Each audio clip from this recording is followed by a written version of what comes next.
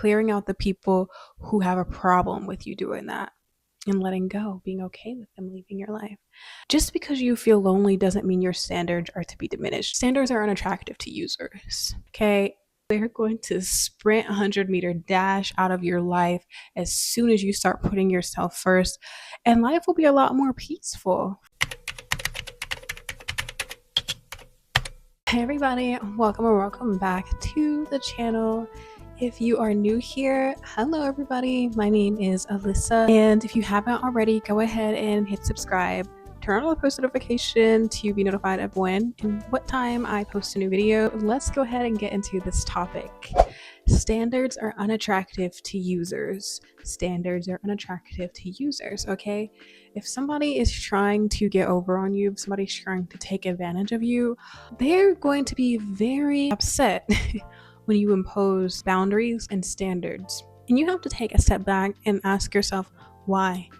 Why would someone withdraw when you instill a boundary? Why would this person leave my life when I tell them, no, I cannot, answer the phone at 10 p.m. to talk about boy problems? I'm just not interested. Why would this job cut my hours all of a sudden when I tell them I'm not available at this time? Why?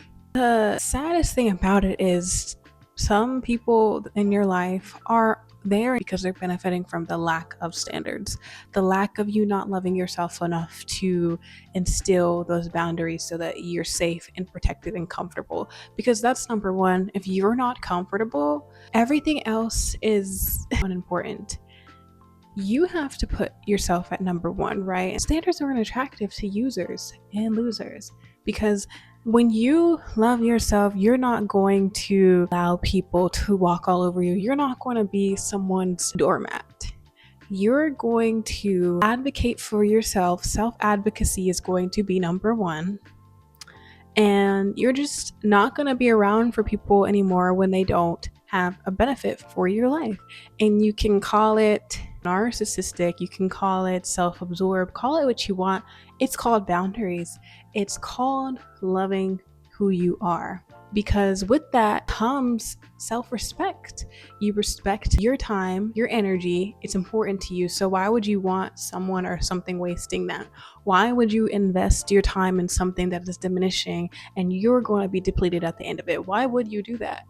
Someone who loves themselves will be very adamant about instilling boundaries and telling people, hey, no, I can't be here at this time. And no, I don't want to do that because I said so. Oh no, I'm not available for this invitation because I said so. Sorry, I can't go because I don't want to anymore. And it's not about being mean. It's not about being a terrible person. I touched on this in Why the More You Give, the More They Take. You're not being a terrible person. You've just found out that you are that person. You are that guy. You are that girl. So your happiness is contingent upon your self-respect and self-love. It really all starts there, right? Because if I give in to someone's request of me that doesn't align with my values, it doesn't align with the woman that I want to be, that doesn't align with what I want out of life, I lose. And I lose because it chips away at who you are, and who you are is comprised of your values, is comprised of the things you want out of life, is comprised out of what places you want to go, who you want to spend your time with. And when you give away those parts of yourself and you start to allow people to kind of take from you, your boundaries start to diminish. And as a result, you diminish. And maybe not physically, maybe not all at once, but eventually what you'll find is that you feel like you don't know yourself anymore. And that's the importance of standards, right? It's the importance of boundaries, because if not, people are going to take and take and take.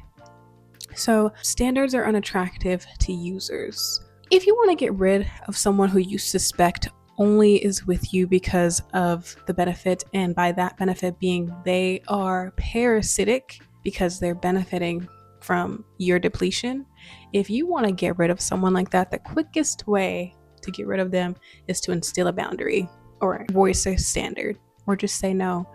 Because someone who actually sees you as a real person, who actually cares about you, who actually wants the best for you, they're not going to be turned off, for lack of a better term, by you saying, oh no, I can't make it to your birthday party. This person is going to be there that I don't get along with, so I'm just not coming. You don't even have to say that. You can just say, no, I'm not coming. If that person stops talking to you, if that person stops texting you, if that person doesn't talk to you again, you already know the deal. You don't need to ask any more questions. You don't need to go over in your brain, turning over the conversation in your brain of like, where did you go wrong? You did nothing wrong. What you did was expose the user. What you did was expose someone who was benefiting off of your depletion, off of your lack of self-respect and boundaries for yourself. That's all you did, is you got rid of the dust. You got rid of the user. It reminds me of, wow, it just reminds me of so many instances I see people get to a certain place in life and they work to get there, and then all of a sudden now they have friends from years ago in their inbox. Hey, congratulations. And they ask for something. Or now all of a sudden you have family members who feel inclined and entitled to that person's success. And so then eventually what happens is, after they give, they realize that these people are only taking. They're only there for the taking. Then they have to eventually cut those people off, and now they're the bad guy. Now they're in isolation. Now they're blackballed because they refuse to give in. They refuse to sell out. They refused to disappear and lose their boundaries. That's losing themselves. So, and it's like, you see that a lot of times in the media too, when it comes to some of these people. When they get to certain heights of success, they're not willing to give away a part of themselves. And if you understand what I'm getting at, great, but they're not willing to give that away. So they just say, I'm good. Like, no, that is a standard. That's a boundary. That's a hard one too, because a lot of those instances, you're being offered something that seems desirable, but to some people it's just not worth it. And so a boundary or a standard is required to protect yourself and your life force. Your life force must be protected, because without your life force, what drive do you have to get what you want in life? What is the drive to be a better person? Where is the drive? The drive starts with the life force. And when your life force is being drained, you feel fatigued and you feel very unmotivated. And that will come, eventually, after people have taken and keep trying to get over on you. A doormat, no matter how nice they are, will always feel like they have lost, or feel a little bit of resentment in the end when they look back on their lives and realize that all they did was give, and all the takers are nowhere to be found. But I bet you, if that doormat, if that loving person decides at some point in their life, like I have, no, I'm going to choose myself. I don't care if it's a lonely road. I don't care if you don't like me anymore, because this version of me knows and decides and declares that I come first. God is the center, and then you are the center. That is the order of importance in your life. And if anybody else surpasses that level of yourself, you are on the losing end. You are going to be the one that feels resentful in the end. It doesn't matter what you think you're going to get from diminishing your boundaries in the moment. It doesn't matter if you're going to win this guy over by diminishing your boundaries. It doesn't matter if you think you're going to win over this friend by shrinking yourself, like I just touched on in the other video. It doesn't matter if you think by keep committing yourself to overtime and breaking your back to work for this job that would replace you tomorrow if you became sick or deathly ill, that you think you're going to win in the moment. Because in the long run, when all is said and done, all of that's going to lead to resentment, right? So the short-lived gratification, the short-lived validation that you got, it's not worth it. Standards are unattractive to users, okay? They're going to sprint 100-meter dash out of your life as soon as you start putting yourself first. And life will be a lot more peaceful for a lot of you who decide that I'm tired of being your stomping ground. I'm tired of being your welcome mat. Life will be a lot more peaceful when you get rid of these parasites. What you'll find is that you have more time now. Now you have more time to focus on you.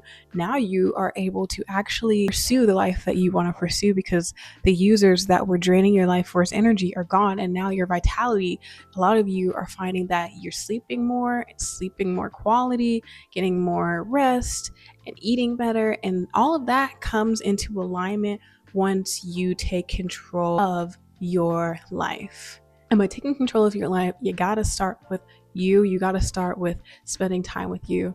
I think that was the hardest thing for me when I had to realize that is, okay, now I literally have to be my own best friend, because these people walking out of my life couldn't care less about the outcome of what happens to me. They're consumed with their lives. They're consumed with whatever's going on in their minds, or I had to get rid of these people, whatever the case was.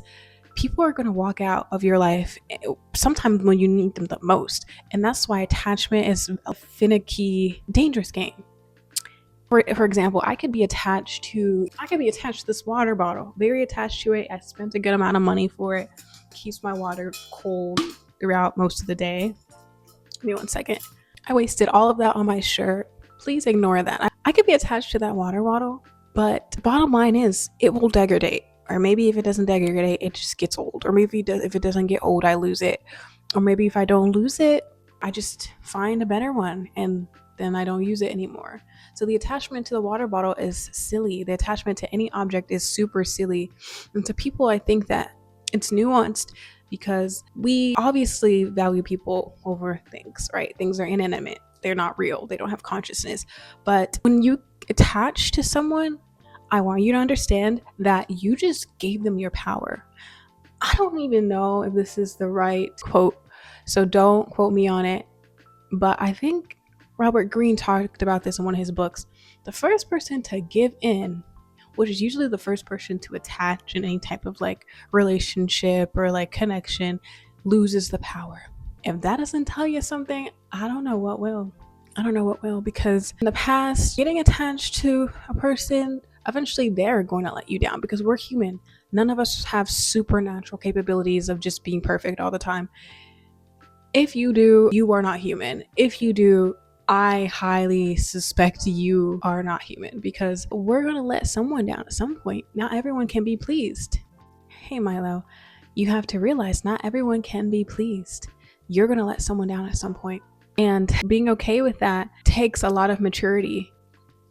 It really does, because you're just not going to please everyone. And that's okay, right? It's totally fine. So standards are unattractive to losers. Putting you first, that's number one. And number two is clearing out the people who aren't okay with that. Clearing out the people who have a problem with you doing that. And letting go, being okay with them leaving your life. Just because you feel lonely doesn't mean your standards are to be diminished. Just because you feel hungry doesn't mean you need to diminish your standards. Pour into yourself, feed into yourself when you start to feel that way, and I guarantee you the ache of wanting snakes back in your life will diminish too. It will go away, because what you'll find is pouring into yourself was what you were craving in the first place, but supplementing that with another source is the first thing that we run to instead. When really what our mind, body, and souls are craving is connection with self. There's misalignment within, because it always started within. And that's the trick of the world. I feel like the trick of the world is to convince us that the reason why we're not happy or we're unsatisfied is because we don't have the car, we don't have the dream husband, wife, we don't have the dream house, we don't have the dream career yet. No, like if you have a conversation with some of these people that you probably look up to or even envy in some instances, not all of them are happy, because they realize that it comes from within. Once you get to the top, where you achieve all these things that society and the world said would make you a happy person and a better person and a more valuable person, you realize that it was a facade all along, and that the only thing you really needed was self, and to be okay with being alone, okay with all the things that come with being who you are. And is it necessarily the most fun journey? I would say that's dependent on how your perspective is. It could be fun if you decide that you want to embark on the journey of figuring out what your hobbies are, what your passions are. That could be fun, trying out new things. You could even meet people who are also on the same path, and so you don't completely have to walk that journey alone. But what's important is that you keep your best interest at heart for you, and not to take on other people's struggles, because that was never the goal, ever. I don't like that there's someone who feels that in order to get where they want to go, they have to lower their standards. No, you don't. Your standards were never too high. You were just asking the wrong people. Knock on the right doors and you'll find that answer.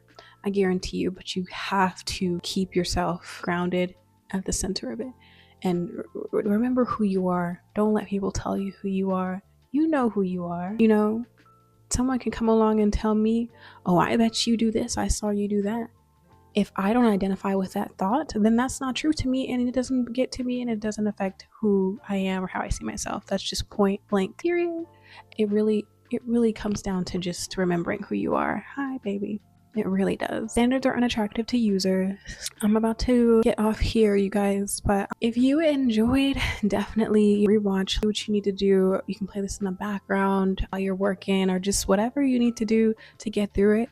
But put those standards in place and watch. Milo, stop it. When you put those standards in place, doors will shift and you'll definitely have more time to reflect on you and what you want. That's so important, right?